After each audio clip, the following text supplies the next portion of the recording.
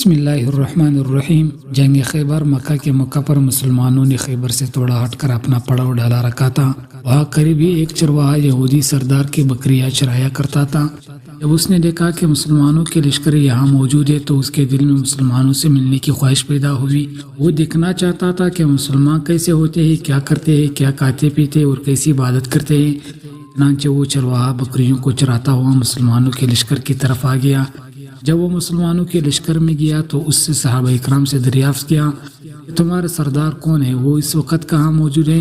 مسلمانوں نے اس چرواہے کو بتایا کہ ہمارے سردار حضرت محمد صلی اللہ علیہ وسلم ہیں۔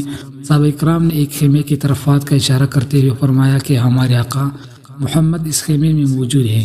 جب چرواہے نے خیمے کی طرف دیکھا تو وہ خیمہ بہت ہی سادہ سادہ۔ چرواہے نے سوچا کہ یہ لوگ مجھ سے جھوٹ بول رہے ہیں۔ اس کو یقین نہیں آ رہا تھا۔ اس کے ذہن میں یہ سوال چل رہا تھا کہ اتنے بڑے سردار اس معمولی سی خیمے میں کس طرح سے رہ رہے ہوں گے۔ اس کے خیال میں تھا کہ اتنے بڑے سردار بڑی شان شوکت اور ٹاٹ باٹ سے زندگی بسر کر رہے ہوں گے۔ جب وہ خیمے میں گیا اس نے دیکھا کہ خیمہ کھجور کے پتوں سے تیار کیا ہوا تھا۔ آخر وہ چرواہا نبی اکرم صلی اللہ علیہ وسلم سے ملنے کے لیے خیمے میں داخل ہو گیا۔ اس نے نبی اکرم صلی اللہ علیہ وسلم سے دریافت کیا، اے مسلمانوں کے سردار، آپ کس دین کی تبلیغ کی دعوت دے رہے ہو؟ حضور اکرم نے چرواہے کو دین اسلام کی دعوت دی۔ چرواہے نے آقا دو جہان حضور اکرم صلی اللہ علیہ وسلم سے عرض کی، یا رسول اللہ، اگر میں اسلام قبول کر کے مسلمان ہو جاتا ہوں میرا رتبہ اور مقام کیا ہوگا؟ حضرت آپ نے فرمایا کہ تم ہمارے بھائی بن جاؤ گے، ہم آپ کو اپنے گلے لگائیں گے۔ آپ کی بات سن کر چرواہا بہت ہی حیران ہوا اور عرض کرنے لگا، یا آقا کیا آپ مجھ سے مذاق کر رہے ہو؟ ایک معمولی اور کالے رنگ کا آدمی ہو، آپ اتنے بڑے سردار، آپ میرے جیسے غریب سیاہ رنگ اور بدبودار جسم اور لباس والے بندے کو کس طرح سے گلے لگائیں گے؟ نبی اکرم نے چرواہے کو یقین دہانی کروائی کہ میں آپ کو ضرور اپنے گلے لگاؤں گا۔ جب تم مسلمان ہو جاؤ گے اللہ تعالیٰ آپ کے جسم سے پیدا ہونے والی بدبو کو بہت ہی پیارا خوشبو میں تبدیل کر دے گا اور تمہارے کالے جسم کو سفید کرتے ہوئے اس میں نور پیدا کر دے گا۔ آپ کی باتیں سن کر اس چرواہے نے کلمہ پڑھا اور مسلمان ہو گیا۔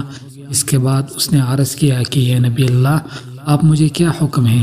آپ نے چرواہے کو فرمایا کہ تم اس وقت ایمان لائے ہو، نہ تو یہ وقت نماز کا وقت ہے کہ میں تم کو نماز ادا کرنے کا کہوں، اور نہ ہی رمضان مبارک ہے کہ تم کو روزے رکھنے کا حکم دوں۔ تم غریب ہو، تم پر زکوٰۃ بھی فرض نہیں ہے، اس موقع پر تو صرف اور صرف جہاد کے لیے تیاری ہو رہی ہے۔ نبی اکرم کے کہنے پر وہ جہاد میں شامل ہو گیا۔ اب تو اس کے لیے دو ہی صورتیں تھیں، یا تو اس نے غازی لوٹ آنا تھا یا پھر شہید ہو جانا تھا۔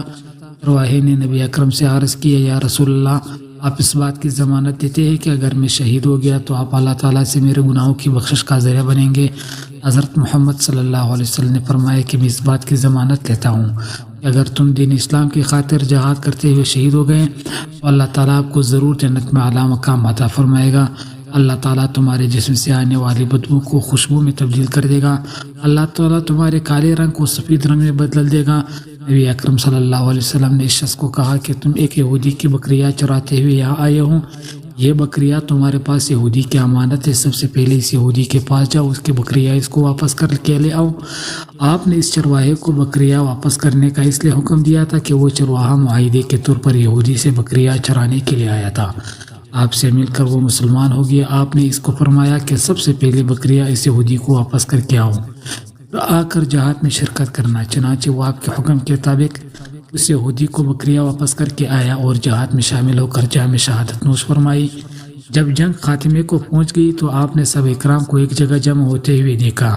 تو آپ نے سب اکرام سے دریافت کیا کہ کیا بات ہے، تم سب یہاں اکٹھے کیوں ہوئے ہو؟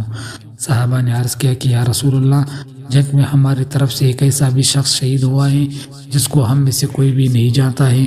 جب نبی اکرم نے اس چرواہے کی لاش کو دیکھا تو آپ صحابہ کو فرمانے لگے، اس شخص کو آپ میں سے کوئی نہیں جانتا ہے، لیکن میں اس شخص کو جانتا ہوں، یہ اللہ کا بندہ ہے جس نے اللہ تعالیٰ کی ذات کو ایک سجدہ تک نہیں کیا، لیکن اس چرواہے کی گواہی میں لیتا ہوں کہ اس بندے کو اللہ تعالیٰ جنت میں داخل کرے گا۔ اللہ تبارک و تعالیٰ نے اس بندے کے حق میں جنت لکھ دی تھی، اس پر دوزخ حرام کر دی تھی۔ میں دیکھ رہا ہوں کہ اس بندے کو اللہ تعالیٰ کے حکم سے فرشتے غسل دے رہے ہیں، اس کے جسم کی بدبو خوشبو میں اور جسم کی سیاہی سفیدی میں تبدیل ہو رہی ہے۔